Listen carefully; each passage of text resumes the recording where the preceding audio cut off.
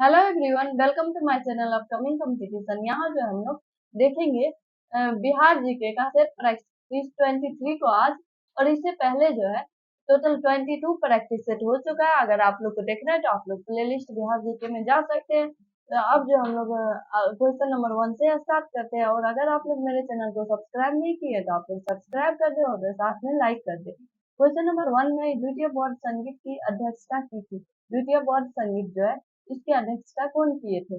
साहब कबीर या महाकश्यप या मोगलीपुत्र या वसुमित्र? क्या है इसका करेक्ट आंसर? इसका जो करेक्ट आंसर है ऑप्शन नंबर ए है, सावक कबीर जो है ये थे इसका अध्यक्ष।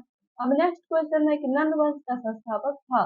नंद वंश का जो है संस्थापक कौन था? परमानंद, महापरमानंद, धनानंद या मूल या उपयुक्त में से कोई नहीं? क्या है इसका करेक्ट आंसर? तो ये नंबर जो है इसका करेक्ट आंसर है महापरमानंद। अब नेक्स्ट क्वेश्चन पे चलते हैं हम लोग।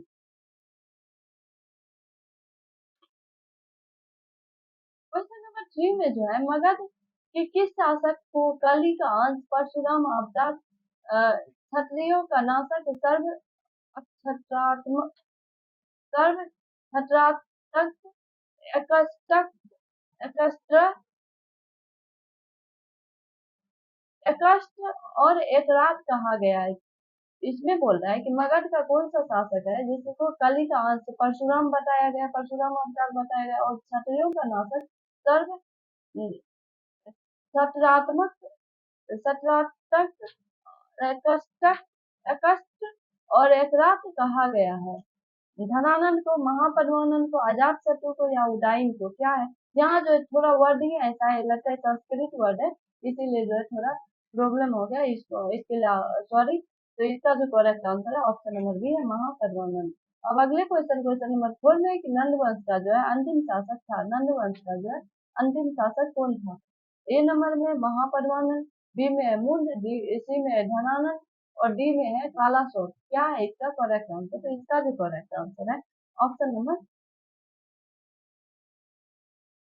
सी है, धनानंद जो है नंद वंश का अंतिम शासक था। अब नेक्स्ट क्वेश्चन है कि प्रथम बौद्ध संगीत का आयोजन किसके शासनकाल में हुआ था? प्रथम बौद्ध संगीत जो था इसका आयोजन किसके शासनकाल में हुआ था?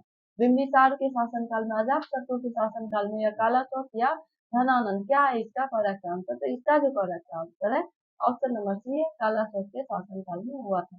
अब नेक्स्ट क्वेश्चन पे चलते हैं। आप लोग जो मेरे साथ साथ यहाँ प्रैक्टिस कर सकते हैं, कमेंट सेक्शन में आंसर पुट कर सकते हैं। मैं देख रही कि आप लोग कोई फीडबैक ही नहीं देते हैं, जिस वजह से मेरे को पता ही नहीं चलेगा कि आप लोग सीरियसली कंपटीशन का प्रिपरेशन कर भी रहे हैं या फिर नहीं। तो आप लोग में comment section please answer put करें, और लाइक करके आप लोग फीडबैक दे सकते हैं।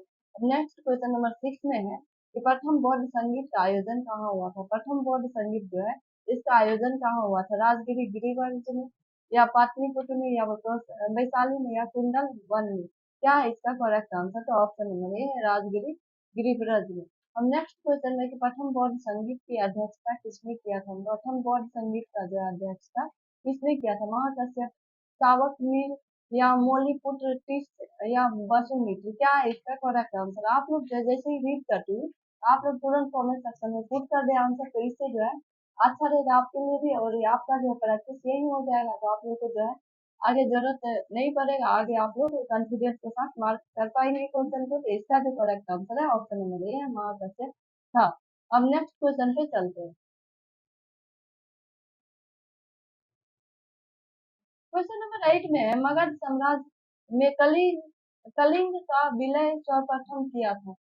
मगध साम्राज्य में जो है कलिंग का विलय जो है सर्वप्रथम किसने किया था? अशोक ने, चंद्रगुप्त मौर्य ने, बिंबिसार ने, या महापद्मानंद ने?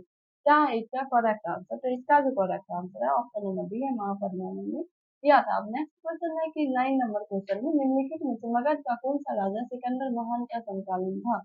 किसके समकालीन? तो सिकंदर महान का समकालीन कौन था? महापद्मानंद, या धनानंद, या सुकल्प, या चंद्रगुप्त मौर्य? तो इसका जो करेक्ट आंसर है ऑप्शन नंबर बी है, धनानंद जो था।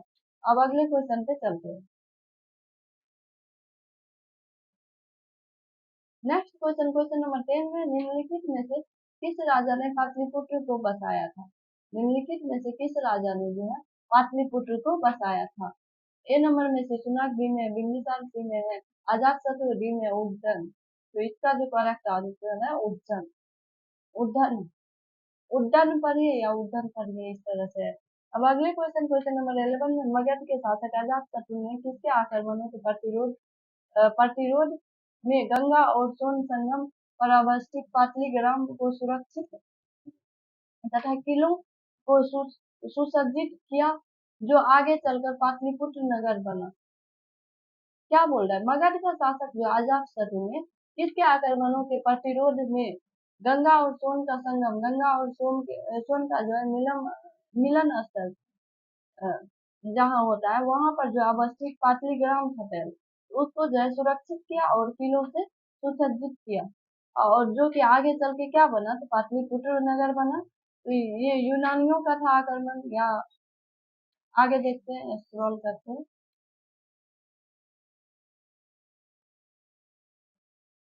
यूनानियों के आक्रमण से का प्रतिरोध लेने के लिए, प्रतिरोध में या दमित्रियस के या फिर वैशाली के बज्जियों के या अंग शासकों के। तो इसका जो करेक्ट आंसर है वैशाली के बज्जियों के आक्रमण के प्रतिरोध में जो है ये बनाया था। अब अगले क्वेश्चन में है कि मौर्य साम्राज्य का संस्थापक कौन था। साम्राज्य जो था इसका संस्थापक कौन था, तो इसको जो है आप लोग सभी जानते होंगे, क्योंकि इसका शीर्ष था, तो ये क्या कहता है, चाणक्य का जो है, चाणक्य जिसके गुरु थे, चंद्रगुप्त मौर्य जो उसका शिष्य था। तो ये जो है किसका संस्थापक था, तो मौर्य साम्राज्य का संस्थापक था। अब अगले क्वेश्चन में कि मौर्य साम्राज्य की राजधानी थी, मौर्य साम्राज्य जो है इसकी राजधानी थी राजगिरी, पाटलिपुत्र, वैशाली, उपयुक्त में से कोई नहीं। तो इसका जो करेक्ट आंसर है ऑप्शन नंबर बी है, पाटलिपुत्र जो है मौर्य साम्राज्य की राजधानी थी। अब अगले क्वेश्चन, क्वेश्चन नंबर 14 पे चलते हैं। चंद्रगुप्त मौर्य ने मगध की सत्ता किसकी सहायता से प्राप्त की। चंद्रगुप्त मौर्य जो है ये मगध की सत्ता किसकी सहायता से प्राप्त किया। हम जो है पिछले क्वेश्चन में आपको इसका आंसर बताए थे, आप लोग इसका आंसर दे। ए नंबर में चाणक्य, विष्णुगुप्त, बी में मेगास्थनीज, सी में सेल्यूकस निकेटर और डी में उपयुक्त में से कोई नहीं। तो इसका जो करेक्ट आंसर है option number A, Chanakya, Vishnugupta. अब नेक्स्ट क्वेश्चन में, मौर्य साम्राज्य की स्थापना हुई 315 ईस्वी पूर्व, 320 ईस्वी पूर्व, या फिर 320 ईस्वी में, या उपयुक्त में से कोई नहीं। इसका correct answer option number B है। तो इस तरह से यहाँ हम लोग टोटल 15 क्वेश्चन और बहुत ही इंपॉर्टेंट और मजेदार क्वेश्चन देखे। अगर आप लोग को पीडीएफ चाहिए तो आप लोग डिस्क्रिप्शन बॉक्स में जो लिंक दिया हुआ है टेलीग्राम का, आप वहां जाके ज्वाइन कर सकते हैं। अपकमिंग कंपटीशन के नाम से ही चैनल है। इस तरह से इस वीडियो में इतना ही। Thanks for watching.